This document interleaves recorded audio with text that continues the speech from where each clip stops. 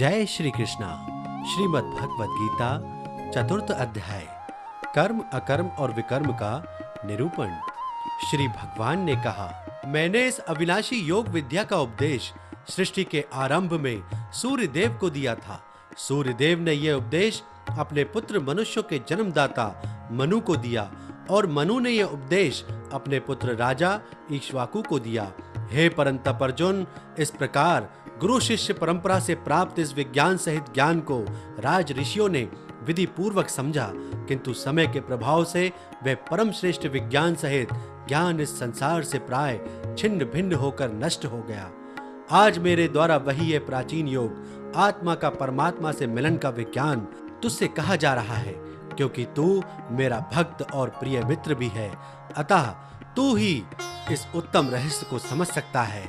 अर्जुन ने कहा, सूर्यदेव का जन्म तो सृष्टि के प्रारंभ में हुआ है और आपका जन्म तो अब हुआ है, तो फिर मैं कैसे समझूं कि सृष्टि के आरंभ में आपने ही इस योग का उपदेश दिया था। श्री भगवान ने कहा, हे परंतप अर्जुन, मेरे और तेरे अनेकों जन्म हो चुके हैं। मुझे तो वह सभी जन्म याद हैं, लेकिन तुझे कुछ भी याद नहीं है। यद्यपि मैं अजन्मा और अविनाशी समस्त जीवात्माओं का परमेश्वर होते हुए भी अपनी महामाया को अधीन करके अपनी योग माया से प्रकट होता हूँ।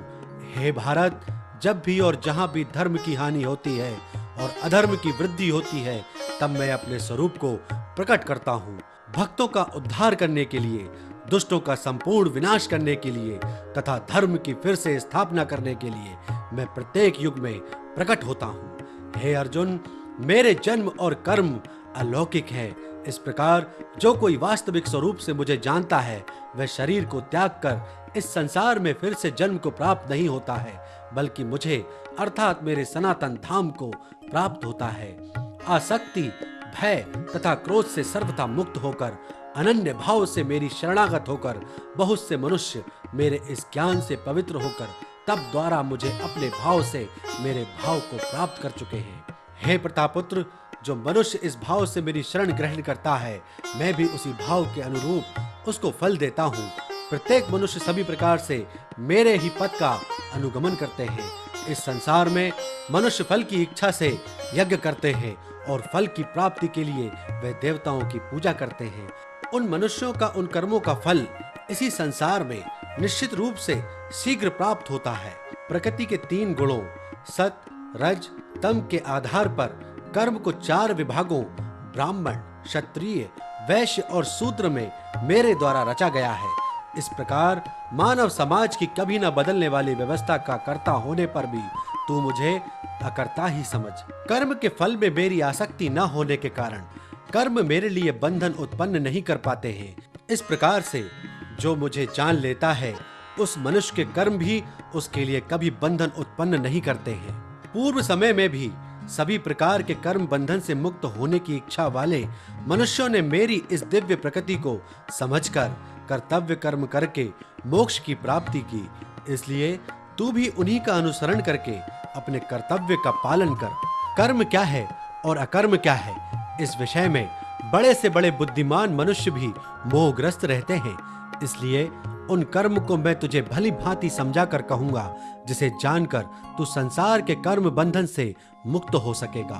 कर्म को भी समझना चाहिए तथा अकर्म को भी समझना चाहिए और विकर्म को भी समझना चाहिए, क्योंकि कर्म की सूक्ष्मता को समझना अत्यंत कठिन है। जो मनुष्य कर्म में अकर्म शरीर को कर्ता न समझकर आत्मा को कर्ता देखता है, और जो मनुष्य अकर्म में कर्म आत्मा को कर्ता न समझकर प्रकृति को कर्ता देखता है, वह मनुष्यों में बुद्धिमान है। और वह मनुष्य समस्त कर्मों को करते हुए भी सांसारिक कर्म फलों से मुक्त रहता है। जिस मनुष्य के निश्चय किए हुए सभी कार्य बिना फल की इच्छा के पूरी लगन से संपन्न होते हैं तथा जिसके सभी कर्म ज्ञान रूपी अग्नि में भस्म हो गए हैं, बुद्धिमान लोग उस महापुरुष को पूर्ण ज्ञानी कहते हैं। जो मनुष्य अपने सभी कर्म फलों की आसक्ति का त्याग करके सदैव संतुष्ट तथा स्वतंत्र रहकर कार्यों में पूर्ण व्यस्त होते हुए भी वह मनुष्य निश्चित रूप से कुछ भी नहीं करता है। जिस मनुष्य ने सभी प्रकार के कर्म फलों की आसक्ति और सभी प्रकार की संपत्ति के स्वामित्व का त्याग कर दिया है, ऐसा शुद्ध मन तथा स्थिर बुद्धि वाला केवल शरीर निर्वाह के लिए कर्म करता हुआ कभी पाप रूपी फलों को प्राप्त नहीं होता है। जो मनुष्य स्वतः प्राप्त होने वाले लाभ से संतुष्ट रहता है, जो सभी द्वंद्वों से मुक्त और किसी से ईर्ष्या नहीं करता है, जो सफलता और असफलता से स्थिर रहता है, यद्यपि सभी प्रकार के कर्म करता हुआ कभी बनता नहीं है, प्रकृति के गुणों से मुक्त हुआ तथा ब्रह्म ज्ञान से पूर्ण रूप से स्थिर और अच्छी प्रकार से कर्म का आचरण करने वाले मनुष्य के सभी कर्म ज्ञान रूप ब्रह्म में पूर्ण रूप से विलीन हो जाते हैं। ब्रह्म ज्ञान में स्थित उस मुक्त पुरुष का समर्पण ब्रह्म होता है। हवन की सामग्री भी ब्रह्म होती है, अग्नि भी ब्रह्म होती है तथा ब्रह्म रूपी अग्नि में ब्रह्म रूपी कर्ता द्वारा जो हवन किया जाता है वह ब्रह्म ही होता है। जिसके कर्म ब्रह्म का स्पर्श करके ब्रह्म में विलीन हो चुके हैं, ऐसे महापुरुष को प्राप्त होने वाले योग्य फल भी ब्रह्म ही होते हैं। कुछ मनुष्य अनेक प्रकार के यज्ञों द्वारा देवताओं की भली भांति पूजा करते हैं और इस प्रकार कुछ मनुष्य परमात्मा रूपी अग्नि में ध्यान रूपी यज्ञ द्वारा यज्ञ का अनुष्ठान करते हैं। कुछ मनुष्य सभी ज्ञान इंद्रियों के विषयों को संयम रूपी अग्नि में हवन करते हैं और कुछ मनुष्य इंद्रियों के विषयों को इंद्रिय रूपी अग्नि में हवन करते हैं। कुछ मनुष्य सभी इंद्रियों को वश में करके प्राण वायु के कार्यों की मन के संयम द्वारा आत्मा को जानने की इच्छा से आत्म योग रूपी अग्नि में हवन करते हैं। कुछ मनुष्य धन संपत्ति के दान द्वारा, कुछ मनुष्य तपस्या द्वारा और कुछ मनुष्य अष्टांग योग के अभ्यास के द्वारा यज्ञ करते हैं। कुछ अन्य मनुष्य वेद शास्त्रों का अध्ययन करके ज्ञान में निपुण होकर और कुछ मनुष्य कठिन व्रत धारण करके यज्ञ करते हैं। बहुत से मनुष्य अपान वायु में प्राण वायु का, उसी प्रकार प्राण वायु में अपान वायु का हवन करते हैं तथा अन्य मनुष्य प्राण वायु और अपान वायु की गति को रोककर समाधि में प्रवृत्त होते हैं।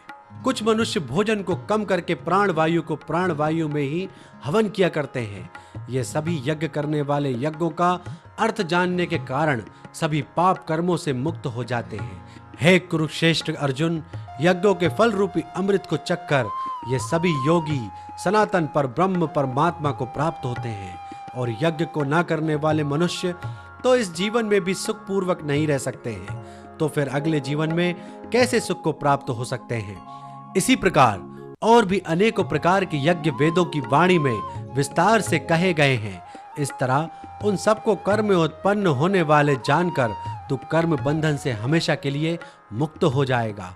हे परंतप अर्जुन, धन संपदा के द्वारा किए जाने वाले यज्ञ की अपेक्षा ज्ञान यज्ञ अत्यंत श्रेष्ठ है तथा सभी प्रकार के कर्म ब्रह्म ज्ञान में पूर्ण रूप से समाप्त हो जाते हैं।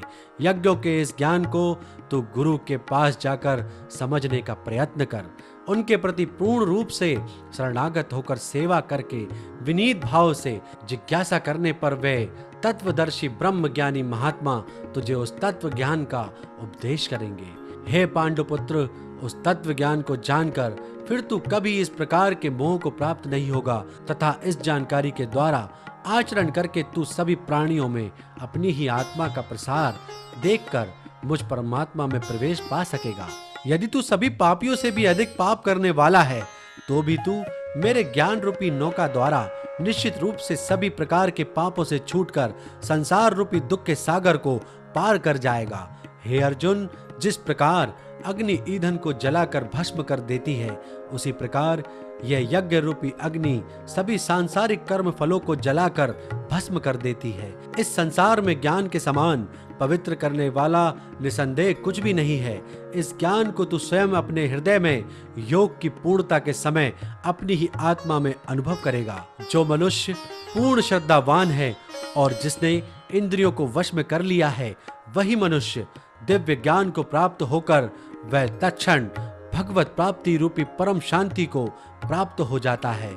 जिस मनुष्य को शास्त्रों का ज्ञान नहीं है, शास्त्रों पर श्रद्धा नहीं है और शास्त्रों को शंका की दृष्टि से देखता है, वह मनुष्य निश्चित रूप से भ्रष्ट हो जाता है।